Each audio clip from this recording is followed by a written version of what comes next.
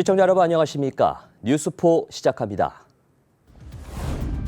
더불어민주당 비상대책위원회가 광주를 찾았습니다. 정부가 사회적 거리두기 조정안을 발표했습니다. 자치구별 지역화폐 부정 유통 사례 집중 단속에 나섭니다. 광주시가 알뜰 교통카드 사업을 계속 이어갑니다. 대구시가 제2대구의료원 설립을 본격 추진합니다. 대선에서 패배한 더불어민주당 비상대책위원회가 광주를 찾았습니다. 호남의 압도적 지지에도 정권 재창출에 실패한 데 대해 지역민에게 사과했습니다. 뼈를 깎는 각오로 쇄신하겠다는 각오를 밝혔습니다. 첫 일정은 국립 5.18 민주묘지 참배로 시작했습니다. 민주묘지 참배를 마친 더불어민주당 비상대책위원회는 광주시당으로 자리를 옮겨 지역에서 첫 회의를 열었습니다. 이 자리에서 윤호중 비대위원장은 호남 지역민들에게 사과하며 쇄신을 약속했습니다. 호남의 선택이 다시는 아픔이 되는 일이 없도록 저희 민주당이 모든 것을 바꿔서라도 반드시 이뤄내겠습니다. 광주에서 대선 선거운동을 책임진 송갑석 광주시당 위원장도 다음 대선까지 남은 5년 동안 호남 민심을 받들며 뛰겠다고 강조했습니다. 저희 민주당은 원내 제1당으로서 책임을 갖고 호남의 민심을 혼심을 다해 받들겠습니다. 치열하고 처절하게 반성과 쇄신을 통해 죽을 각오로 뛰겠습니다. 민주당 비대위는 오후에는 광주 글로벌 모터스를 찾아 민생 행보에 나섰습니다. 이번 비대위의 광주 방문은 대선 패배의 상흔을 치유하고 호남의 지지층에게 비대위의 안정감 있는 출발을 알리기 위한 것으로 풀이됩니다. 하지만 당내 일각에서는 비대위가 제대로 된 쇄신을 할 수 있을지에 의문을 제기하고 있는 상황이라 이를 어떻게 극복할지 과제가 될 전망입니다. 윤석열 당선인이 새 정부의 밑그림을 그릴 대통령직 인수위원회 위원 24명을 발표했습니다. 그런데 인수위원회에 광주 전남 출신은 단 한 명도 포함되지 못했습니다. 지긋지긋한 호남 홀대론이 또다시 현실로 나타나는 것 아닌지 우려됩니다. 윤석열 당선인이 인수위 핵심인 7개 분과 인수위원 24명에 대한 인선을 모두 마무리했습니다. 호남 출신에는 전북 출신의 이영호 의원이 정무사법행정분과 간사에 포함됐지만 광주 전남 인사는 한 명도 없습니다. 박주선, 김동철 전 의원은 정식 인수위원이 아닌 취임식 준비위원장과 인수위 산하 국민통합 부위원장을 맡았을 뿐입니다. 선거 기간 수차례 호남 홀대론이 다시는 나오지 않겠다고 했던 발언이 무색합니다. 호남 홀대론이 아니라 호남 발전론을 여러분과 함께 써내려 가겠습니다. 인수위원 24명에 단 한 명도 포함되지 못하면서 광주 전남 지역 현안이 국정과제에 반영될 수 있을지 우려됩니다. 인수위원들과 인맥을 갖춘 호남 인사들이 적극 나서야 하겠지만 어려움은 불가피할 전망입니다. 그걸 채택을 하기 위해서 전 정파를 넘어서고 정치적 견해를 넘어선 사람들이 힘을 합쳐야 되고 대통령직 인수위는 내일 현판식을 갖고 본격적인 활동에 들어갈 예정입니다. 광주 전남의 시급한 현안 사업들을 윤석열 정부에서 풀어나가기 위한 지역 정치권과 지역민의 지혜가 필요합니다. 광주 화정 아이파크 사고 원인이 총체적 인재로 드러나면서 HDC 현대산업개발에 대한 처벌 수위에 관심이 쏠리고 있습니다. 반면 당장이라도 바뀔 것 같았던 중대재해처벌법 개정이나 건설안전특별법 제정 등 입법 논의는 더디기만 합니다. 안전의식이 결여된 총체적인 관리 부실로 인한 인재. 광주 화정 아이파크 사고에 대한 국토부 사고조사위원회의 판단입니다. 현대산업개발에 대한 법령이 정하는 가장 엄정한 처벌도 예고했습니다. 1년 영업정지 또는 건설업 등록 말소가 거론됩니다. 건설산업기본법에 따르면 부실 시공 등으로 위험을 발생하게 한 경우 1년 이내 영업정지나 등록 말소를 할 수 있습니다. 행정처분은 사조위의 최종 보고서를 토대로 국토부가 등록관청인 서울시에 영업정지나 등록 말소 등의 처분을 요청하면 서울시가 이를 검토해 최종 처분을 하는 방식으로 진행됩니다. 서울시는 국토부에 요청이 오면 6개월 이내에 신속히 처분하겠다는 입장입니다. 반면 관련법 개정이나 제정 논의는 더디기만 합니다. 발주자, 설계자, 시공자, 감리자 모두에게 안전관리 책임을 묻는 건설안전특별법은 여야 모두 당장이라도 제정할 것처럼 목소리를 높였지만 여전히 상임위에 계류 중입니다. 경영 책임자의 책임을 보다 강화한 중대재해처벌법 개정안도 사정은 마찬가지입니다. 안전 문제와 관련해서는 당선인도 필요하다고 생각을 하고 있기 때문에 그런 면에서는 실질적으로 건설안전특별법이 좀 논의될 수 있도록 적극적으로 좀 요구를 할 생각입니다. 대선 전국과 정쟁의 이용만 되고 정작 안전을 위한 논의는 또다시 뒷전으로 밀리고 있다는 지적이 나옵니다. 국내 코로나19 신규 확진자가 60만 명대를 넘어섰고 사망자도 400명을 넘었습니다. 이 가운데 정부가 18일 사회적 거리두기 조정안을 발표했습니다.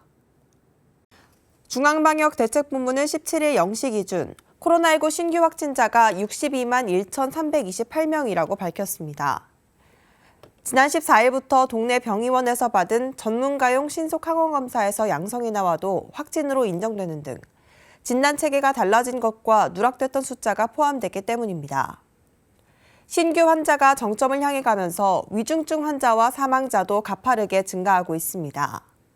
이 가운데 정부는 18일 사회적 거리두기 조정안을 발표했습니다. 21일부터 적용되는 이 거리두기는 인원 제한을 현행 6인에서 8인으로 완화했습니다. 다만 식당 등의 영업시간은 밤 11시로 유지됩니다.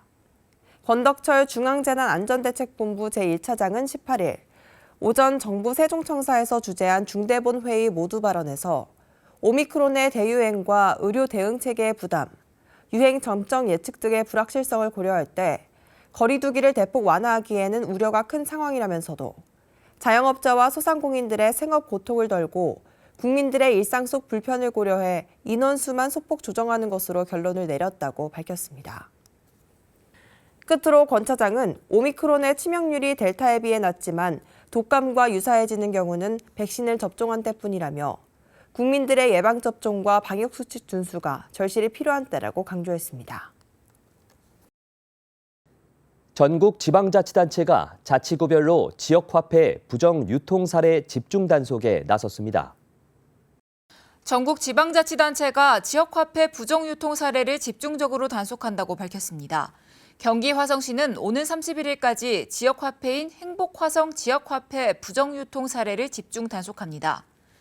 주요 단속 대상은 물품 판매나 용역 제공 없이 지역화폐를 수취하거나 환전하는 행위, 지역화폐 결제를 거부하거나 소비자에게 부가세 등을 요구하는 차별 거래 행위, 비가맹점이 부당이득을 목적으로 지역화폐를 취급하는 행위 등입니다.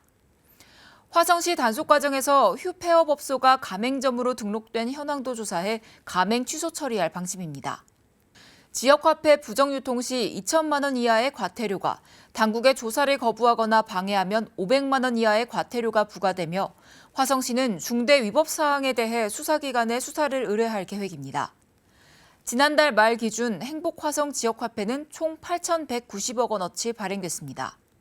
이어 충남 보령시도 31일까지 지역화폐 보령 사랑상품권의 부정 유통 방지를 위한 일제 단속에 나섭니다. 보령시는 관내 등록 가맹점 3,557개소 중 상품권 통합관리 시스템의 가맹점별 환전 내역과 주민 신고 등을 토대로 부정 유통이 의심되는 가맹점을 대상으로 단속할 계획입니다. 특히 이번 단속을 통해 상품권 가맹점과 사용자 준수 사항을 홍보하고 불법 행위에 대한 경각심을 일깨워 상품권의 건전한 유통 질서를 확립해 나간다는 보관입니다. 익산시도 다이로움 일제 단속을 통해 부정 유통 행위를 사전에 차단합니다.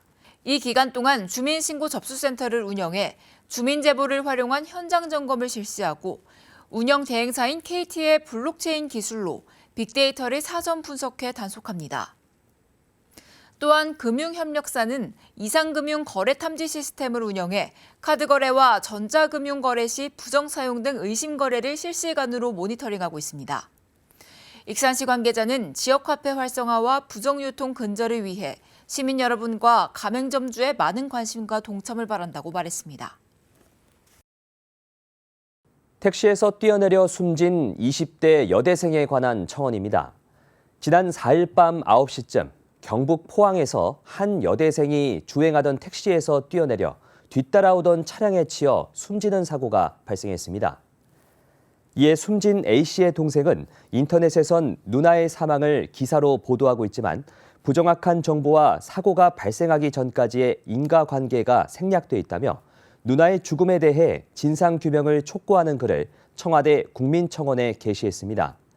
청원인에 따르면 A씨는 택시기사에게 본인의 대학교 기숙사로 이동해달라고 부탁했지만 택시기사는 다른 기숙사로 오인해 다른 곳으로 갔다며 택시가 빠른 속도로 낯선 곳을 향해 가 남자친구에게 내가 말을 걸었는데 택시기사가 무시한다 등의 카카오톡 메시지를 보내며 극도의 불안감을 표현했다고 말했습니다.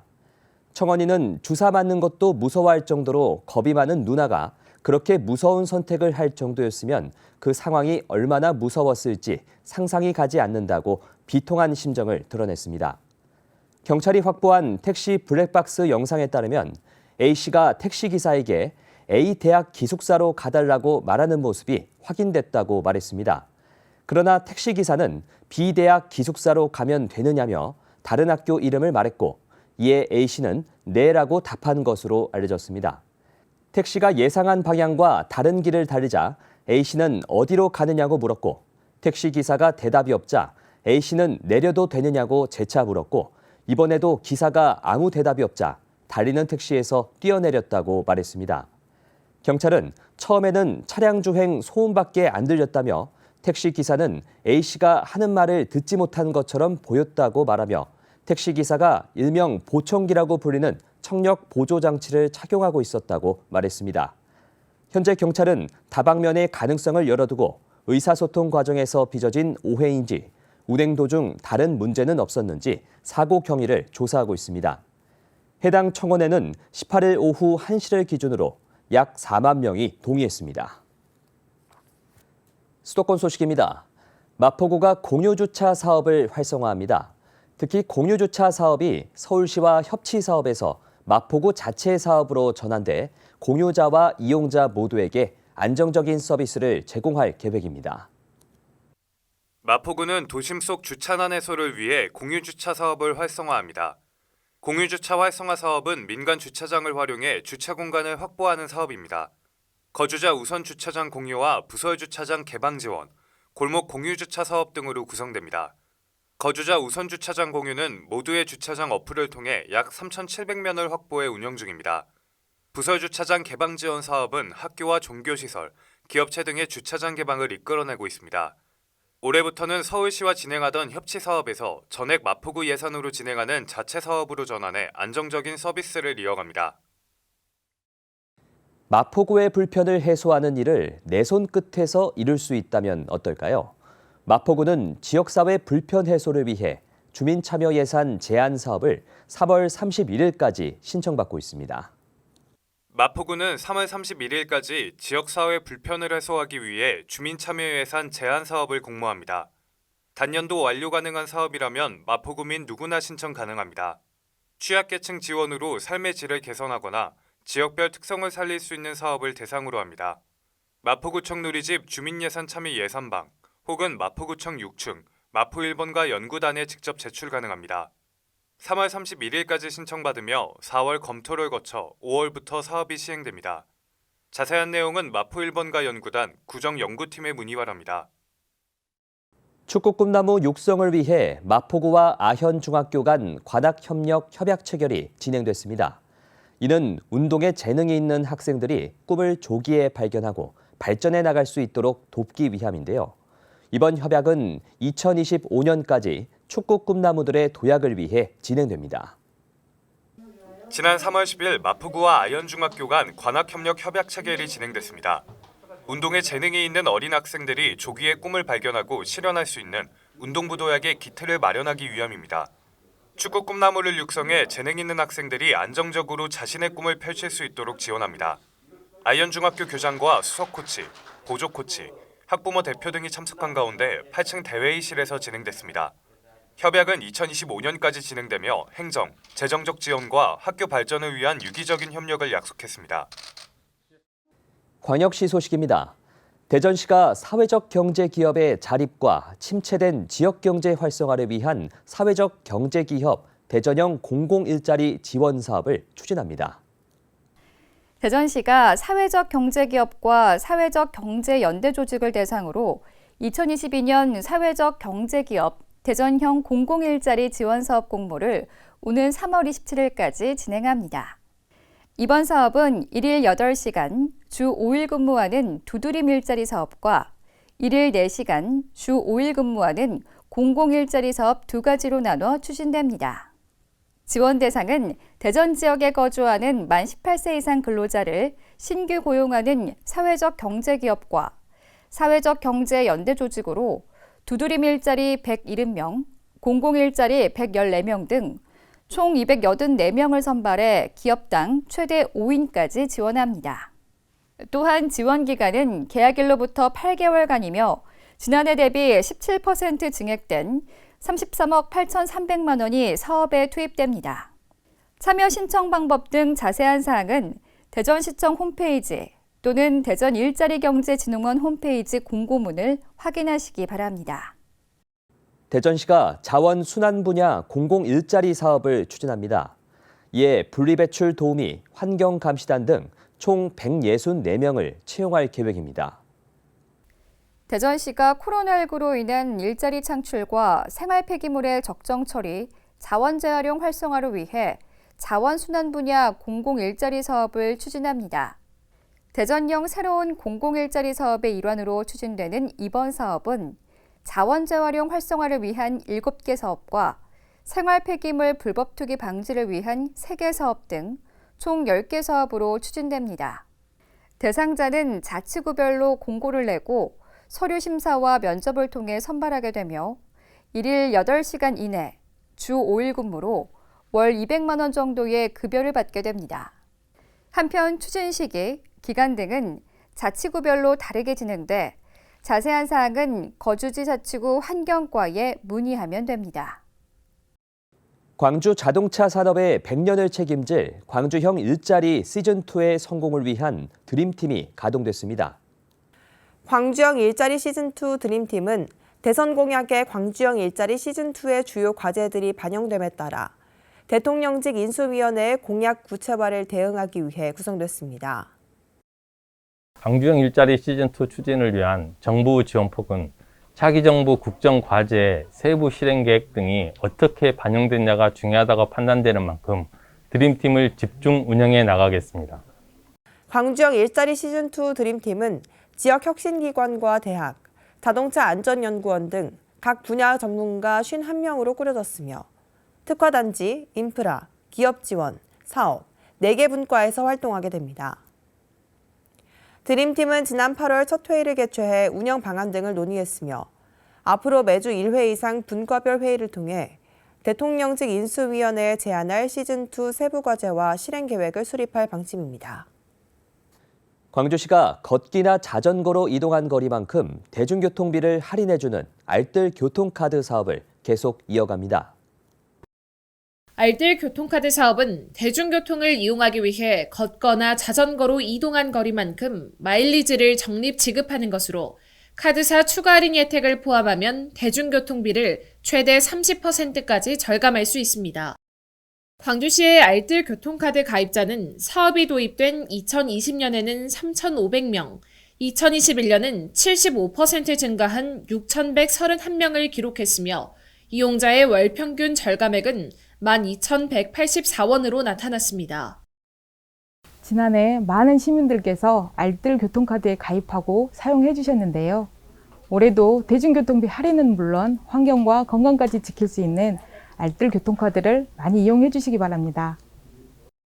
알뜰 교통카드 신청 자격은 광주시에 주소를 둔 만 18세 이상 시민으로 신청 방법 등 자세한 내용은 알뜰 교통카드 홈페이지를 통해 확인하면 됩니다. 4차 순환도로 서남 측의 달서구, 유천동에서 상인동 간 왕복 4차로의 지하도로를 건설하는 상화로 입체화 사업이 착공했습니다. 지난 15일 권영진 시장을 비롯해 지역 국회의원, 시구의원, 국토교통부 등 유관기관 관계자 등이 참석한 가운데 대구 수목원 제3주차장에서 상하로 입체화 사업 기공식이 열렸습니다. 이 도로가 2027년에 완성이 되어 개통이 되면은 기존에 아마 30분 이상 통과 시간이 소요되던 것이 5분까지 단축이 될 겁니다. 수목원 삼거리 주변 상하로에서 테크노폴리스 방면 우회전 구간은 상습 정체로 인한 민원이 지속적으로 제기된 곳으로 이번 공사로 우회전 전용 차로 수가 1차로에서 2차로로 확장됩니다. 입체화 사업 추진으로 지역경제 활성화 효과 9,200억 원, 2,800여 명의 고용 창출 효과가 기대되고 지상교통량이 약 56% 감소돼 지상 통행 속도도 35%가량 개선될 것으로 기대됩니다. 특히 지하도로 이용 시에는 통행 시간이 25분까지 단축될 전망입니다. 대구시가 제2대구의료원 설립 타당성 조사 용역 결과를 바탕으로 제2대구의료원 설립을 본격 추진한다고 밝혔습니다.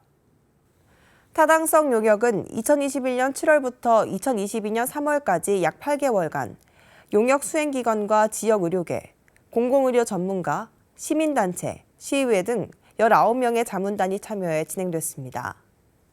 대구 시민의 인식조사 결과 응답자의 67.7%가 제2대구의료원 건립을 찬성하였으며 건립 시 87.6%가 이용 의향을 보여 대구 시민의 높은 건립 요구도가 나타났습니다. 최종 영역 결과 약 400에서 500병상 규모로 대구 동북권의 제2대구의료원 설립이 필요하며 부지 매입비를 제외한 건축, 장비비 등에 소요되는 예산은 약 2,200억 원에서 3,200억 원 정도로 예측됐습니다. 올해 말까지 제2대구의료원 부지 선정과 운영과 관련해 전문가 의견 수렴과 시민 공론화 과정을 거쳐 발생 가능한 갈등을 해결하고 지역 의료계와도 충분한 교감을 나눠 추진력을 결집합니다. 이후 2023년 기본계획 수립과 중앙부처 협의, 예비타당성 조사 면제 등을 추진하고 2025년 착공 후 2027년 완공을 목표로 추진할 계획입니다. 대구시가 주식회사 메타넷 엠플랫폼의 지역 내 신규 컨택센터 구축을 위해 투자 유치 협약을 체결했습니다. 주식회사 메타넷 엠플랫폼은 전국 30개 센터 8천여 명의 전담 인력이 근무 중인 컨택센터 아웃소싱 전문 기업으로 금융, 쇼핑, 공공, 방송 등 140여 개의 고객사와 컨택센터 아웃소싱 등 사업을 수행 중입니다. 이번 협약을 통해 주식회사 메타넷 엠플랫폼은 오늘의 집, 신세계 라이브 쇼핑, 카카오스타일 세계사 고객센터 구축과 이에 따른 상담 인력 신규 고용을 위해 대구시와 협력해 나갈 계획입니다. 특히 신규 센터의 경우 재택근무와 유연근무제를 적극 활용해 출산과 육아 등 개인 사정으로 취업이 곤란했던 경력 단절 여성들의 신규 일자리 창출에도 큰 역할을 할 것으로 기대됩니다. 강원도 소식입니다. 평창군은 공공체육시설에 대한 안전사고를 예방하고자 2022년 상반기 공공체육시설 안전점검을 실시합니다. 안전점검팀 4명, 안전관리 자문단 1명으로 구성된 점검반이 평창군 내 32개소를 대상으로 상하반기 각각 1회 이상 점검을 실시할 예정입니다. 특히 이번 3월에 실시되는 상반기 안전점검에는 체육시설 전반에 대한 점검 및 해빙기 안전사고 관련 사항을 점검할 예정입니다. 중점 점검 사항으로는 크게 시설물 균열과 위험시설 존재 여부, 소방시설 작동 여부, 비상설비 정상 작동 여부와 체육시설법 준수 여부 등이며 안전점검 결과 경미한 사항에 대해서는 보수 보강을 실시하고 중대한 결함에 대해서는 예산을 편성하는 등 대책을 강구할 예정입니다. 이에 군은 공공체육시설에 대한 안전점검과 적정한 유지관리를 통해 재해와 재난 및 안전사고를 예방하고 시설물의 효용을 증진시킴으로써 국민 복리 증진에 기여하길 기대하고 있습니다. 매년 봄이면 횡성군 산림조합이 운영하는 나무시장이 올해도 개장했습니다. 나무시장에서 따스한 봄 소식 함께 느껴보시죠. 횡성군 산림조합 나무시장이 3월 11일 개장했습니다. 이곳에서는 조합원이 직접 재배한 우량한 품질의 나무를 중간 유통 과정 없이 소비자에게 직접 판매하는데요. 이 때문에 소비자는 시중보다 저렴한 가격에 나무를 구입할 수 있을 뿐 아니라 산림조합이 품질을 보장한 고품질의 나무를 직거래할 수 있다는 것이 장점입니다. 네, 저희 횡성군 산림조합에서는 매년 봄철에 한시적으로 나무시장을 개장하고 있습니다. 특히 이제 올해 같은 경우에는 3월 11일서부터 4월 17일까지 시간은 아침 8시 30분부터 저녁 5시까지 저희들의 사무실 뒤편에 오시면은 나무 전시장이 개장되어 있습니다. 또한 조경수, 과실수, 약용류 등 다양한 나무와 잔디, 비료, 조경자재 등도 구매할 수 있는데요. 특히 나무시장 내 전문 임업기술지도원이 배치돼 나무의 선택과 심는 방법, 기르는 방법 등 기술 지도도 받을 수 있습니다. 사과나 대추 같은 유실수는 한 15,000번 가까이가 있고 또 소나무나 잣나무 같은 상록수 같은 그런 조경수 계통에도 지금 12,000번 정도가 전시되어 있습니다. 또한 지금 뒤에 보이는 것 같이 화초류나 아니면 잔디 그리고 또 이제 나무에 필요한 비료까지도 저희들이 구매할 수 있는 재배를 갖고 있으니까는 언제든지 오셔가지고 그 주변 시세보다 저렴하게 그리고 또 우량한 나무를 구입할 수 있습니다. 전문 지도원들이 있으니까 그분들이랑 같이 협의하셔가지고 좋은 나무, 내 나무 하나 편하게 심어보시길 바랍니다. 충청도 소식입니다. 충북도가 미래 신산업을 선도할 인재 양성을 위해 맞춤형 인력 양성 실행 계획을 수립합니다. 도는 충북 6대 신성장 산업 가운데 ICT 융합, 신에너지, 신교통 산업을 우선 대상으로 인력 수요와 공급 조사를 진행하고 이를 토대로 충북만의 차별화된 수요 맞춤형 훈련 과정을 운영할 계획입니다. 아울러 도내 대학교와 특성화고가 산업 수요를 학과 개편에 참고할 수 있도록 조사 결과를 공유하기로 했습니다. 도는 이번 인력 양성 계획 수립으로 현장에서 꼭 필요로 하는 훈련 과정을 개발해 인력 수급 불균형을 해소해 나갈 방침입니다. 봄철 해빙기를 맞아 균열 같은 안전사고 발생 우려가 높아짐에 따라 충북도가 사고 위험성이 높은 시설에 대해 안전점검에 나섭니다. 도는 해빙기 안전사고 예방 추진 실태와 집중관리 대상 시설 12개소에 대한 표본 점검을 실시하고 각 시군에서도 민간 전문가와 합동으로 해빙기 재난취약시설에 대해 안전점검을 추진합니다. 점검 결과 주요 지적사항에 대해서는 안전대책을 강구하고 불안전한 요인이 해소될 때까지 추적 관리할 계획입니다. 도 관계자는 도민들은 일상에서 위험 요인을 발견할 시에는 즉시 119 또는 관할 시군에 신고해달라고 당부했습니다. 양산시가 물금읍 행정복지센터 앞에 임시 공용주차장을 조성하고 시민들에게 개방했습니다. 이번 임시 주차장 조성은 지난 1월 24일 KTX 물금역 정차 촉구를 위해 물금역에서 개최한 찾아가는 현장 시장실에서 민원인을 위한 주차 공간 확보 요구가 계기가 된 것입니다. 이에 따라 토지 소유주와 지속적인 협의를 통해 동의를 받아 1월 말 19면, 2월 말 66면, 총 85면을 조성했습니다. 한편 도심의 공안지를 활용한 임시 공영주차장 조성은 4년여 전부터 추진돼 온 것으로 현재까지 35곳 1,770면이 운영되고 있으며 양산시는 오는 4월 부산대 캠퍼스 유휴지인 첨단 산악단지 254면을 비롯해 모두 15곳에 386면을 추가 조성 완료할 예정이라고 밝혔습니다. 매년 양산의 첫 봄 소식을 알리는 원동 매화 축제. 아쉽게도 양산시는 올해도 코로나19 확산 방지를 위해 축제를 취소하기로 했습니다. 양산시는 연속 3년째 공식적인 축제는 취소됐지만 상충객이 몰릴 것으로 예상되는 3월 20일까지 행정력을 집중하기로 했습니다. 축제는 취소되었지만 그래도 봄을 맞아서 많은 시민들이 나들이를 가족 동반을 할 것으로 예상됩니다. 그로 인해서 불편되는 여러 가지 사항을 사전에 방지하고 추억을 만들기 위한 사진이나 영상 콘테스트 준비하고 매화나무 분양 이벤트를 통하여 나의 가족 및 나의 친지들을 위한 추억을 만들 수 있는 그런 공간도 제공을 하고 있습니다. 많은 시민들이 참여하여 비록 축제는 하지 못한 아쉬움은 있지만 이런 비대면 행사를 통해서 추억 내지 힐링을 할 수 있는 시간을 가졌으면 감사하겠습니다. 이에 매화마을을 찾는 시민들과 관광객 편의와 안전을 위해 방역을 강화하고 정체 구간의 교통 통제 관리 등 관광객 수용 종합 대책을 추진합니다. 전국의 양봉 농가들이 꿀벌이 사라져 피해를 보고 있습니다.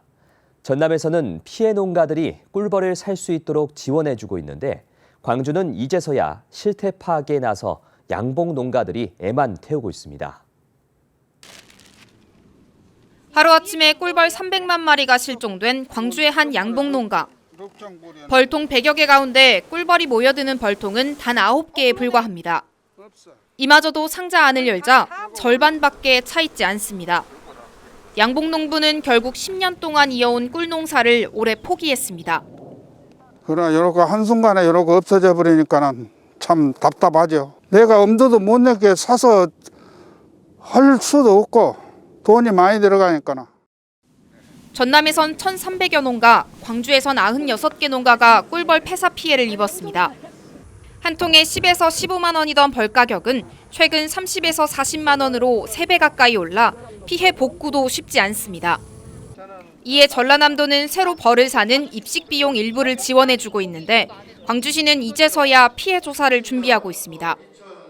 광주 양봉 농가들은 아카시아 꽃이 피고 벌꿀 채집이 시작되는 5월 초까지 벌을 사야 해 빠른 지원이 필요하다고 강조합니다. 미리서 벌들을 잘 키워놔야 되고 또 벌이 부족하면 사서 이렇게 양성을 시켜야 되거든요.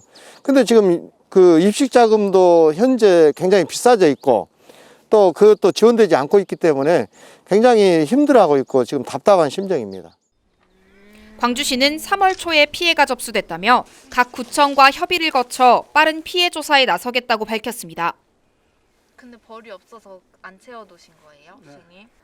포스코가 지주사로 전환하고 본사의 포항 이전 확정에 대해 지역의 불만이 커지고 있다는 소식 전해드렸는데요. 전라남도와 광양시 등 지역사회가 성명서를 내고 지역 홀대를 중단하고 상생에 나서라고 촉구했습니다. 김용록 전남지사와 광양시 등은 포스코의 지주사 전환과 본사 소재지 포항 이전 결정 과정에서 지역사회가 철저하게 소외됐다고 지적했습니다. 이어 지역민의 희생으로 성장한 포스코는 지역 홀대를 중단하고 상생에 나서라고 직격탄을 날렸습니다. 대규모 지역협력 사업들은 포항 위주로만 진행되고 있다.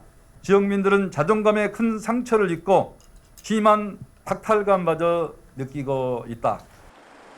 특히 광양제철소의 연간 조강 생산량은 2,141만 톤으로 포항보다 크지만 일자리나 지방세 기여도는 오히려 낮다고 지적했습니다. 포스코는 더 이상 지역민들에게 일방적 희생을 감내하도록 강요해서는 안 된다며 상생 협력을 촉구했습니다. 포스코 개혁 이념에 걸맞게 지역 사회와 동방 성장할 수 있도록 기업의 사회적 책임과 역할을 다해야 한다. 이들 기관은 포스코와 포스코 케미칼의 광양 이전과 함께 수소 저탄소 에너지 연구소 광양 이전 등 5가지 요구 사항을 제시했습니다.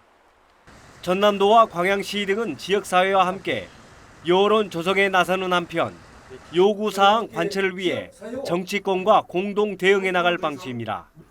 포스코는 지역 균형 발전을 위해 신규 법인 설립 시 도시의 아이들이 전남의 시골에서 학교 생활을 하는 농사노촌 유학생 프로그램이 시행 1년 만에 성공적으로 자리 잡고 있습니다.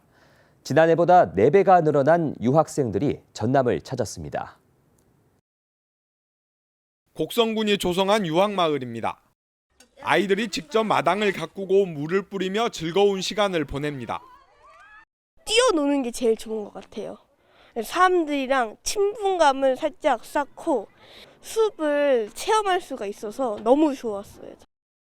시골에 와가지고 산도 보고 들도 보고 하면서 사색하고 생각할 수 있는 시간이 많을 수 있을 것 같아서 도전하게 됐습니다. 3기를 맞는 이번 학기 전남의 농사노촌 유학생은 모두 304명. 지난해 초 1기 82명에 4배 가까이 늘었습니다. 서울 출신이 150가구 225명, 경기 인천 출신이 13가구 20명으로 수도권 출신이 대부분입니다. 침체된 시골에는 활기를 불어넣고 유학생들에게는 공동체 의식과 정서적 안정감을 심어준다는 장점에 만족도가 높습니다. 지난 학기 전체 유학생의 절반이 넘는 55.8%는 유학 기간을 연장했습니다. 그 학원에 다닌 것 이상의 교육적 효과가 있다라고 학부모님들이 판단해서 그러신지 1년 또는 1년 넘게 이렇게 계속해서 유학 생활을 이렇게 하고 있다고 하는 점에서는 의미가 있다고 봅니다. 서울에 있는 재경 향후회에 협력을 받아서 할아버지 고향에서 할머니의 고향에서 농촌 유학을 할 수 있는 계획을 갖고 있습니다. 농림축산식품부도 최근 전남 서울교육청과 협약을 맺고 농산어촌 유학 프로그램을 확대하기로 했습니다. 광주광역시가 3년간 준비한 미디어 아트 창의벨트 1권역과 2권역이 시민들에게 처음으로 공개됐습니다. 유네스코 미디어 아트 창의도시로 지정됐지만 정작 시민들이 체감할 수 있는 콘텐츠가 부족하다는 지적을 잠재울 수 있을지 관심입니다. 5.18의 역사를 간직한 옛 전남도청 외벽이 순백의 스크린으로 변했습니다. 꽃이 피고 지며 시간은 흐르지만 별이 된 희생자들은 여전히 세상을 비추고 민중들의 군무로 표현된 광주 정신은 계속해서 퍼져나갑니다. 아시아문화전당 안내센터 위에는 착시 효과를 활용해 무등산의 사계를 담아냈습니다. 이곳에 이제 광주의 역사를 계승하고 미래를 향해 나아가는 유네스코 미디어 아트 창의 도시 광주의 새로운 모습을 만나시기를 기대합니다. 광주광역시가 지난 3년간 준비한 미디어 아트 창의벨트 사업 가운데 1, 2권역이 처음으로 시민들에게 공개됐습니다. 총 사업비 180억 원이 들어간 미디어 아트 창의벨트 사업은 문화전당과 금남로 1원, 광주 송정역 등 5개 권역에 미디어 아트 시설물을 설치하고 상설 공연을 진행하는 사업입니다. 이번에 개막한 창의벨트 1, 2권역에 이어 사직공원에 마련된 3권역과 양림동인 4권역도 올해 말까지 조성 사업이 진행됩니다. 창의벨트 외에도 이번 달 내에 미디어 아트 플랫폼인 지맵을 개관하고 미디어 아트 페스티벌도 올해 10월 개최할 예정입니다. 규모도 키우고 또 내용도 더 풍성하게 해가지고 10월에 밤을 광주에 오시면 외지인들 또 광주 시민들도 즐길 수 있는 그러한 글로벌 미디어 아트 축제를 계획하고 있습니다. 미디어 아트를 도심 곳곳에 입히는 광주광역시의 노력들이 창의 도시의 위상을 높이고 노잼 도시라는 오명도 씻어낼 수 있을지 관심입니다. 지난 주말 비 소식이 있었지만 극심한 겨울 가뭄 해갈에는 보탬이 되지 못하고 있습니다. 평소에도 물 사정이 좋지 않은 섬마을은 또 식수난이 걱정입니다.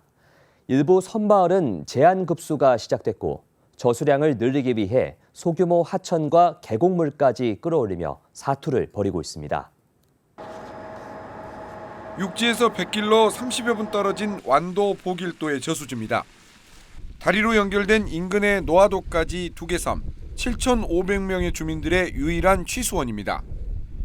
저수지가 꽉 채워져야 넉 달을 사용할 수 있는 규모인데 계속된 가뭄으로 저수율이 27%까지 떨어졌습니다.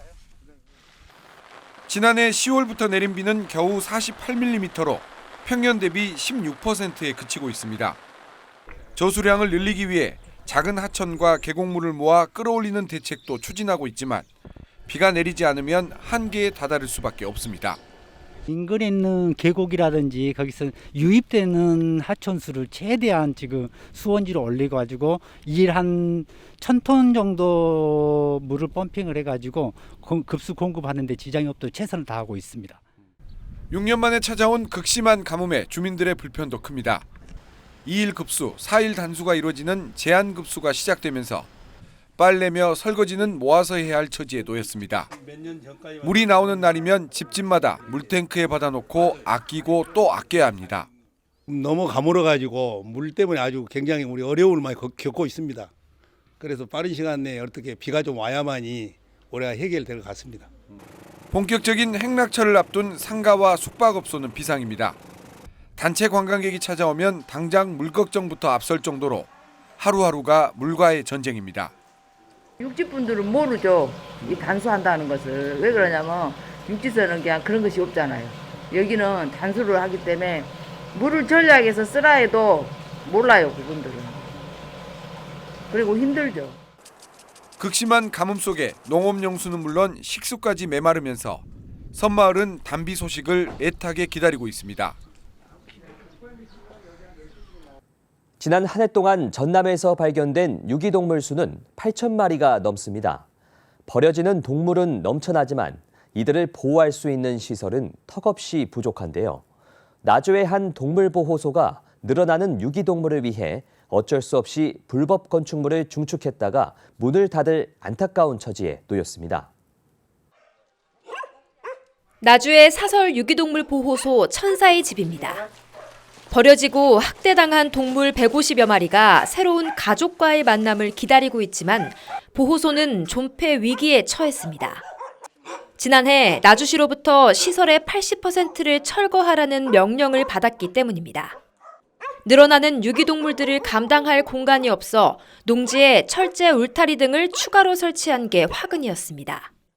2026년까지 철거를 마쳐야 하지만 후원금으로 운영되는 시설 특성상 철거 비용을 감당하기 어렵고 대체 부지 마련도 쉽지 않습니다. 시설 철거를 위해선 적극적인 입양이 이뤄져야 하는데 노령견과 장애견들에 대한 입양 수요는 거의 없는 상황입니다. 여러 어려움으로 인해서 이제 봉사자하고 후원이 많이 줄었어요. 그래서 재정적인 어려움이 지금 더 가중되고 있는 상황이고 또 이제 입양도 잘 안 되고 그런 상황인데 지자체에서 좀 도움을 주셔야 우리가 이 어려운 문제를 해결할 수가 있다. 지난해 전남에서 발견된 유기동물의 수는 약 8,800마리. 늘어나는 유기동물에 대한 해법과 사설 보호소에 대한 도움의 손길이 절실합니다. 여수시가 조명연합수군 테마 역사공원 조성 사업의 원활한 진행을 위해 현장 점검에 나섰습니다. 권오봉 여수시장은 조성 사업 현장을 방문해 추진 상황과 안전 여부 등을 상세하게 점검했습니다. 조명연합수군 테마 역사공원은 임진왜란 당시 조명연합수군의 충훈을 기리기 위해 당시 주둔지였던 묘도동 도동마을 일대에 조성 중인 사업으로 오는 9월 준공 예정입니다. 여수시가 올해 시정 운영 계획과 현안을 알리고 시민들의 생생한 목소리를 듣기 위해 2022년 온택트 시민과의 열린 대화에 나섰습니다. 3월 11일 소라면과 율천면을 시작으로 총 14회에 걸쳐 온라인으로 시민들을 만났고 4월 1일 시전동을 끝으로 대전원에 막을 내리게 됩니다. 온택트 시민과의 열린 대화는 읍면동별로 100명의 시민들이 온라인 화상대화를 통해 참여하는 방식이며 참여 신청을 못한 시민도 유튜브 여수 이야기를 통해 실시간으로 시청 가능합니다. 사건 사고 소식입니다. 광주시 퇴촌면 광동리 광주 방향 도로에서 차량 화재가 발생했습니다. 광주시 퇴촌면 광동리 483번지 광주 방향 도로에서 차량 화재가 발생했습니다. 운행 중이던 차량 엔진룸에서 발생된 화재로 제너레이터 부근 뒤편 및 상부 쪽으로 화열에 의한 소손이 관찰된 것으로 조사됐습니다. 정확한 화재 원인은 추후 재감식 예정이며 해당 사고 진압을 위해 14명이 동원됐습니다. 광주시 장지동 신축 공사 현장에서 화재가 발생했습니다. 광주시 장지동 신축 공사 현장에서 화재가 발생했습니다. 신축 공사 현장에서 작업자가 지붕틀 용접 작업 중 발생한 용접 불티가 아래로 튀면서 천막에 착화 후 일부 소실된 부주의에 의한 화재로 추정되고 있습니다. 해당 사고 진압을 위해 소방대원 12명이 동원됐으며 장비 5대가 투입됐습니다. 안산시 상록구 성포동 노적봉 폭포 공원주차장에서 화재가 발생했습니다. 현재까지 인명피해는 없는 것으로 조사됐습니다. 3월 15일 안산시 상록구 성포동 노적봉 폭포 공원주차장에서 화재가 발생했습니다. 산업도로에서 지나가던 차량의 운전 보조자가 시내로 가던 중 차가 불에 타고 있다는 목격자의 신고가 접수돼 소방대가 출동했습니다. 소방대 현장 도착 후 인명검색 및 연소 확대를 저지했습니다. 신고 접수 후 완진까지는 약 1시간 7분이 소요됐습니다. 이상으로 뉴스포를 마칩니다. 시청해주신 여러분 고맙습니다.